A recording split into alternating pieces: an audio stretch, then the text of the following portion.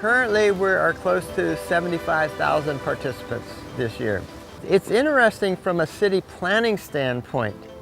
We literally build a city with city infrastructure, and then, which exists for 8 days. But then it's all taken away, and we clean up everything. There's nothing here except our footprints. Then the winter rains come, and that erases our footprints.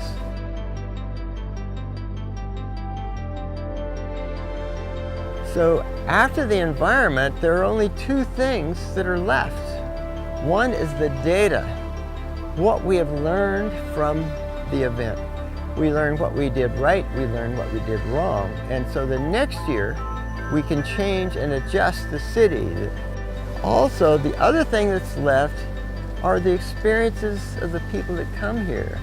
And they take that back with them. And that is what makes them return.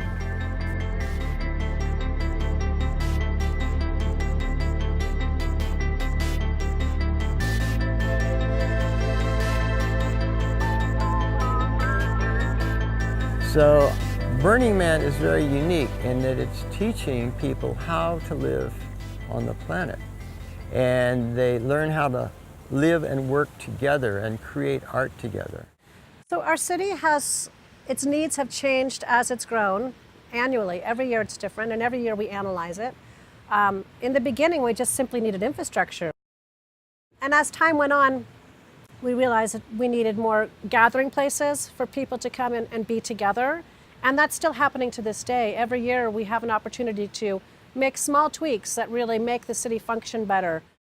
The beautiful thing about our city is because it's for 1 week out of the year, we can make very small changes to accommodate the growing needs of our community annually.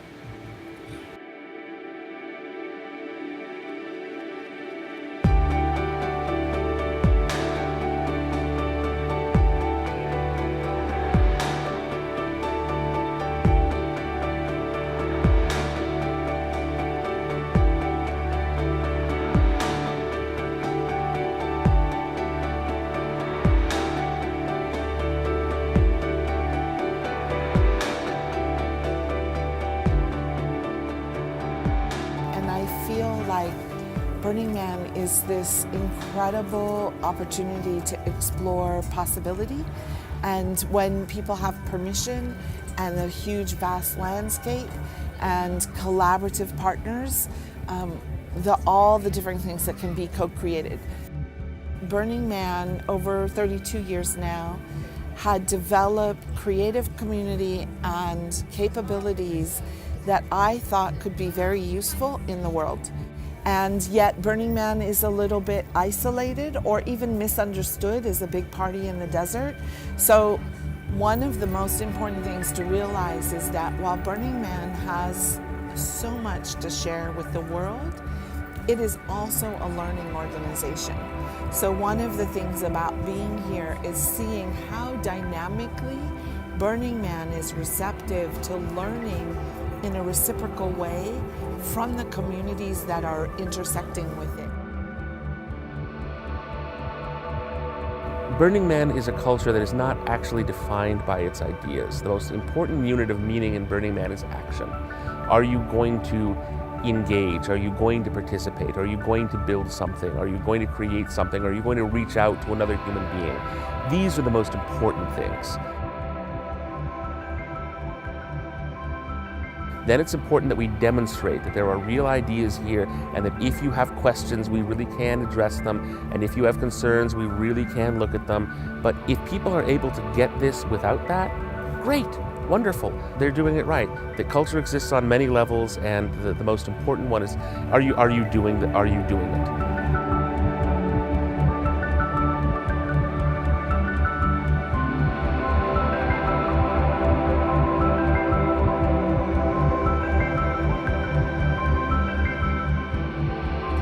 What is the role of art in Burning Man? Well, if you think from the very first burn, they didn't say, hey, let's get together to have a party.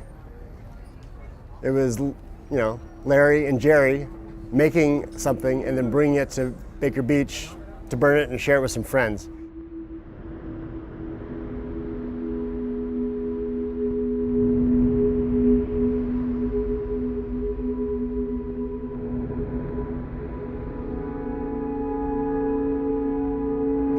And continue once they moved out of the desert. It was the same thing. You had people bringing up materials or work that they had made and sharing it with one another. And then, by the way, we're already here and now we're camping together.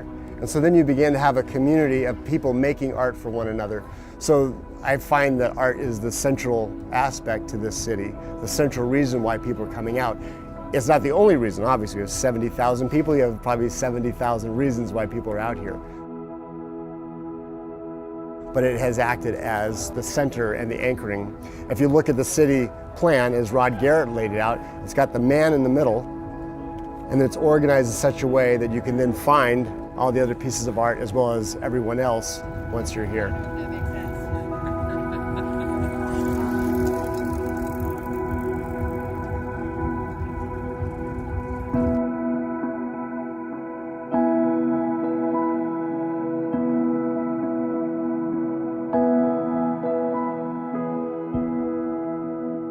My first year was here in 1998, so for some people that's sort of a distinguishment, that 1997 was the old Burning Man and 1998 is the new.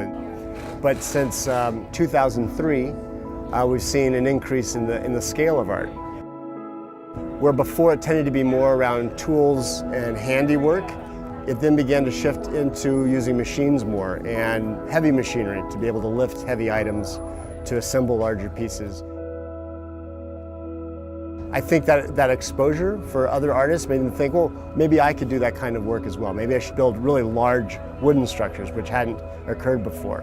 And that's continued to change the way the type of art that shows up. Has been new techniques. I think I mentioned before, it used to be in those days, one of the biggest differences, that it was very dark here. There just wasn't a lot of light because we didn't have LEDs. And then over time, as they became more available, more prevalent, the city's become very light. Now we have massive programmable, addressable LED shows. So those are some of the biggest changes for me anyways, the lighting and the scale of some portion of the art that's out here.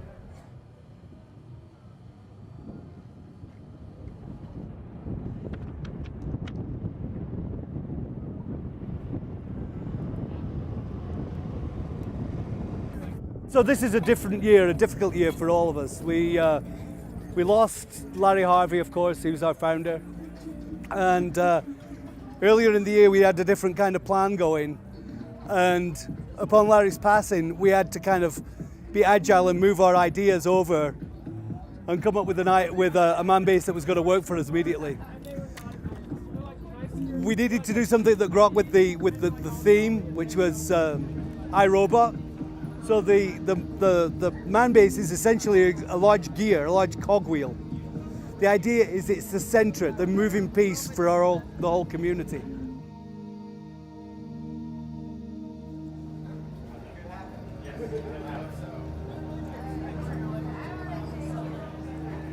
So this is the core. We also call it the mushroom. What it's done, hey David.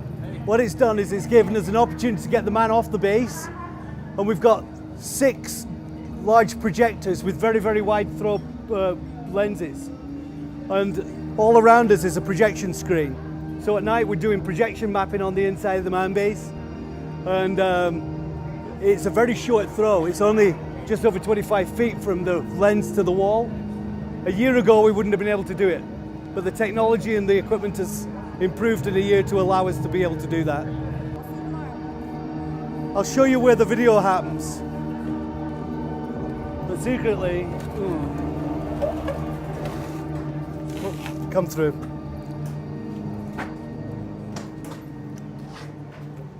Hey guys, Joe Crosser was saying that a year ago it wouldn't have been even possible to project onto such a short throw. Yeah. Oh, that projectors are not available to the public. I mean, just fucking extraordinary. And I think the whole challenge of building it here in the middle of a desert, Yeah. with the sun, the temperature, the wind, and the circumstances and the time Sure, scale, it's a feat, especially working with you guys building it. Thank it's you. an outstanding privilege. And you know, this is hard enough crap to do when you're doing it in middle of San completely. Francisco with backup and power, but And in the middle of the desert with loads of Yes. fantastic people, makes it even better. the finest Yorkshireman I've ever met. Oh, thank you.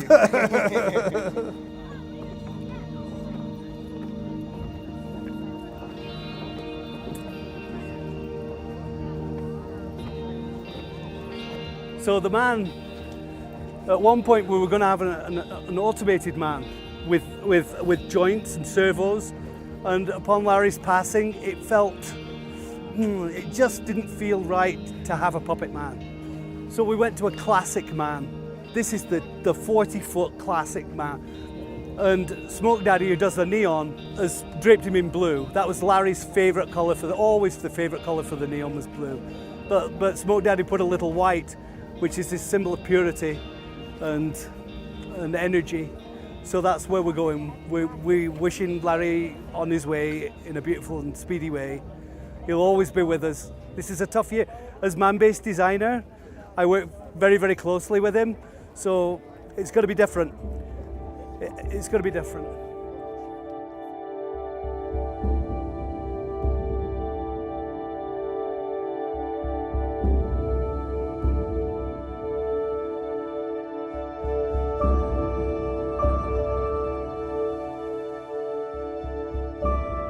Typically what happens every year is Larry would give me a call, and he was playing around with a few themes, and then I got this call. He said, we're going to be doing this, the theme is going to be iRobot. And I said, why? I get it, you know, it's tech, it's fun, it's there's maker involved. What prompted you for this? He said, we're getting into a situation where more and more our lives are interacting with machines, and computers and robots are becoming more pervasive in the human world. So what he wanted to do was shine a light on that. And by shining a light on the robot, it illuminates the humans, because we're the warm flesh and blood out here. Burning Man is a place where outsiders and different people are not just accepted, but they're embraced and celebrated. And that's the human element that we're trying to celebrate here at Burning Man by throwing this light on robots. The theme is iRobot. It's an exploration of artificial intelligence, of automation, and what it means to be human in a time period of increasing automation, in fact, a mania for automation, and when we're actually talking very seriously about the concept of an artificial intelligence, and what does that mean for human beings, both on a practical level and on a theoretical level, on a, if you want to use the term, soulful or spiritual level. But I think that's what Larry Harvey wanted us to consider. The theme is never about do this thing, but it's intended to spark imagination and ask that question. So what do we mean by artificial intelligence, or what do we mean by a robot or machine? Is it our servant? Is it our master? What do you think?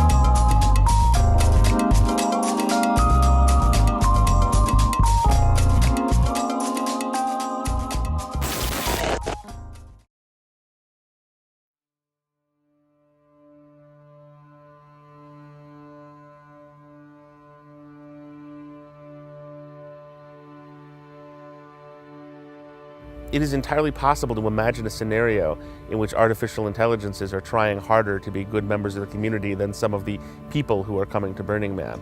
I think the relevant question is that robot that would be sitting beside me a good member of our community? Is it struggling with the 10 principles in the way the rest of us are? Is it trying to create something beautiful out here, and is it participating? Those are the questions that I think matter.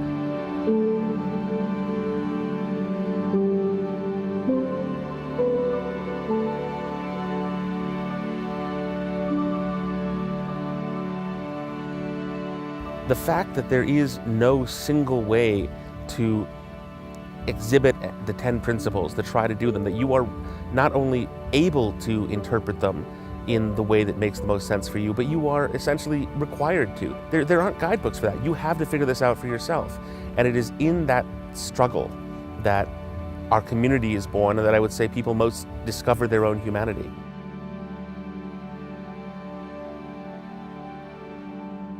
And so we need to welcome that. We need to continue to remember that it's not going to look the same for everyone, and that in many ways this is a source of tremendous inspiration for us.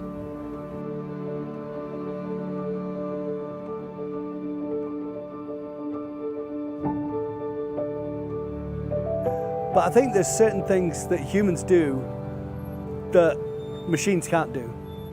Early in our development as a species, humankind, we picked up a rock and hit another rock with it. And we started to make tools. And shortly after that, we started to make art. And that capacity for making art and using tools is a distinctly human endeavor. I think what Burning Man does, it gives a real home to those two instincts. I mean, this is people making giant art with tools. And I think that satisfies this DNA that's within us. So I think your original question about it started as an event without art and art has flooded in, I think that's inevitable. If you build a stage, people will come and act on it. If you create a gallery, people will populate it with art. And this is both a stage and a gallery on a massive scale, the biggest in the world. I think one of the things that makes the art here different as well is that it tends to be less about one person doing the work and more to do about collaborative effort amongst a variety of people who may not consider themselves to be artists. I think it's about recreating the conditions and the factors that allow for communities to experience not just the objects but the processes. And that's something that's been really interesting to me to begin to talk to artists about. Like, what is it about here that creates this work? Is it the scale of the landscape? The range of the work from very amateur to very sophisticated? The permission to do whatever you want? Many artists making work at the same time, so there's less competition and more cooperation. You're suffering together and you're succeeding together. So I think it will also be really important that we continue to create an environment that encourages people to stretch and to try and to make it happen. Here's the thing, art is the inexpressible made unforgettable. What you're doing is you're working and things are happening in a random way, and the artist has the ability to see when those random things make beautiful episodes. That random moment that you catch and snatch the joy out of midair and see something for what it is. That is a human capacity.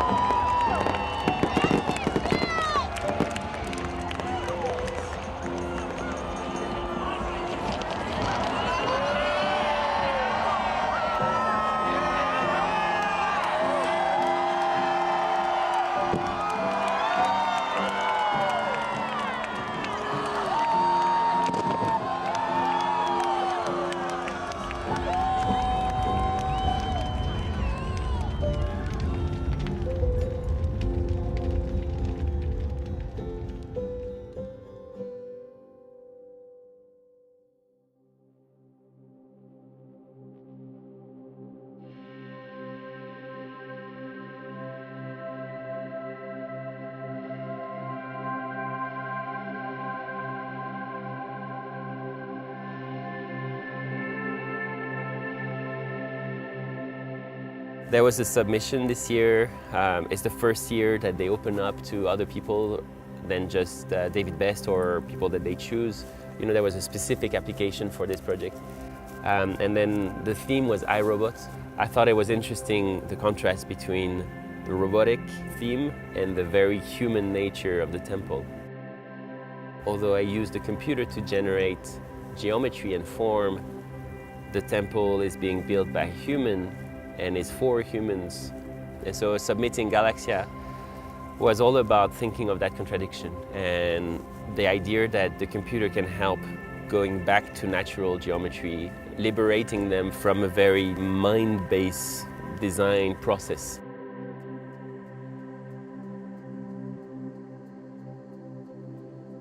As architects, they create space for people. And in the case of Galaxia, there's no decoration. It's all structural. We are expressing the very nature of the movement in the project, of the way it behaves, even the text on it, even the connection detail. Everything is expressed. We're not hiding anything from anyone.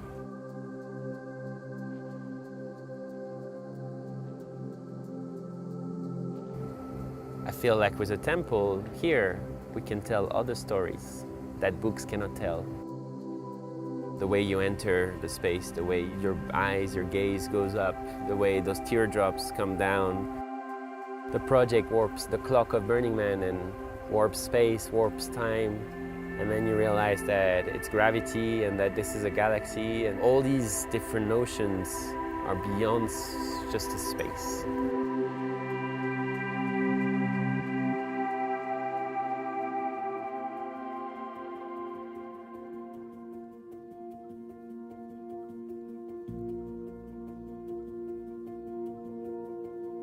Burning Man as an experiment is all about having to do something and having to struggle with that and having to figure it out for yourself and in community.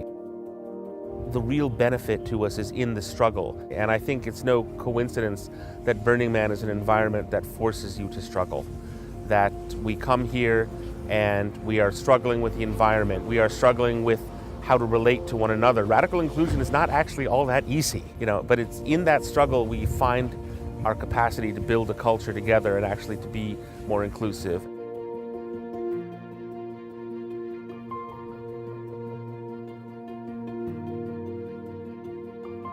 One of the things that I think is most profound and important about Burning Man is that it does not try to ignore these things. There's a lot of emphasis on the positive side of it. But on the other hand, you have the temple, which is the space dedicated for grief and for sorrow and for examination of all the ways in which life has gone wrong. And that's one of the most vital and important structures here.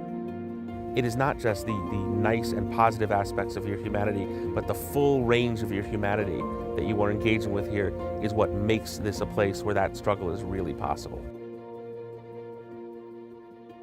When you are open to the world, open to everything, then things become a bit invaluable.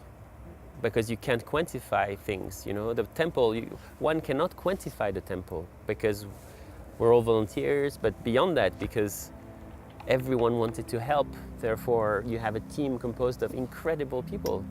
Who can quantify that? It's impossible. That's why I love Burning Man, this idea of decommodification, of gift economy. It's beyond money. It's beyond this abstraction, evaluation of something. And that opened up so many possibilities. And I think thanks to Larry's vision, things like this can happen.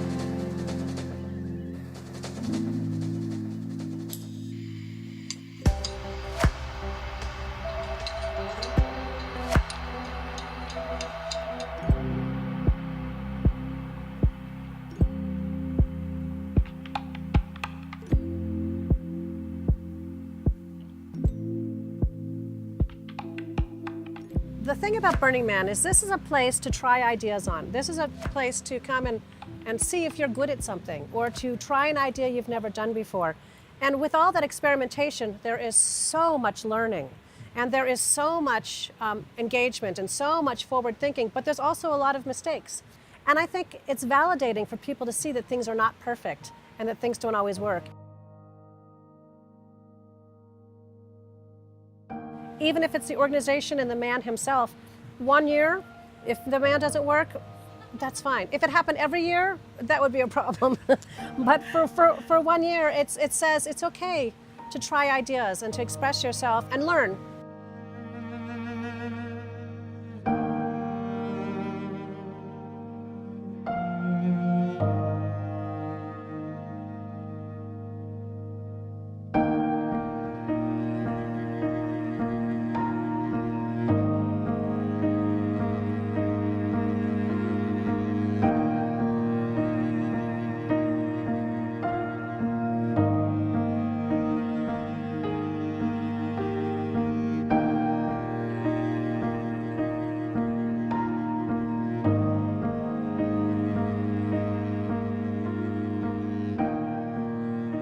What I believe happens at Burning Man is that people come and they find out more of who they are, and they find out more what they value.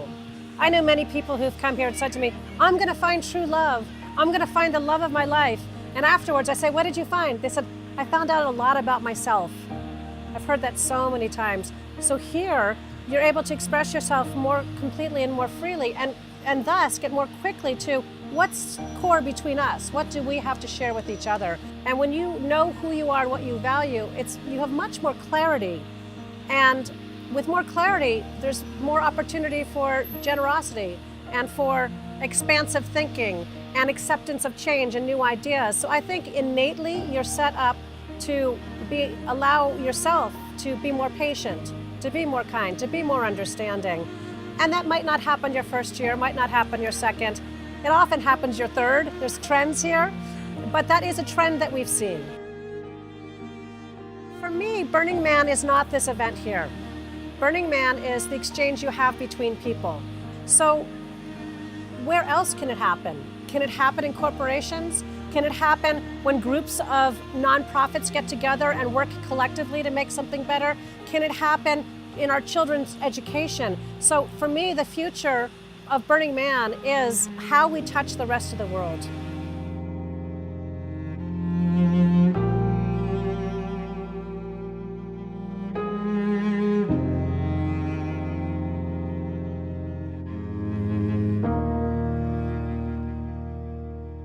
Many people who come here and have a Burning Man experience leave and they say that Burning Man has changed their life. And it's because this environment, this society is so different than what you find out here. This is a gift community, a gift economy. It changes the way that people look at the world. It changes people the way they think about their relationship with everyone. And so they take that from this place into the other world, and they begin to change their communities around them. We're in a world where there's cultural conflict, there are wars and people are killing people, where places where people are not respecting other people's values. So I think it's important that what people are learning here, take that into the outside world. It needs to be changed so that we all can survive in the future.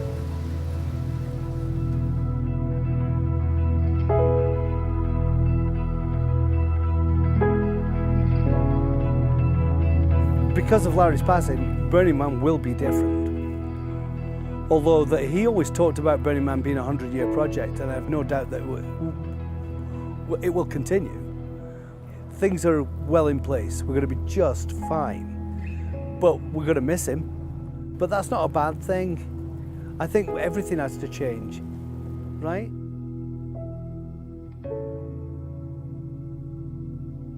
People ask me, people say, hey, I guess, which is your favourite man base? And it's always next year.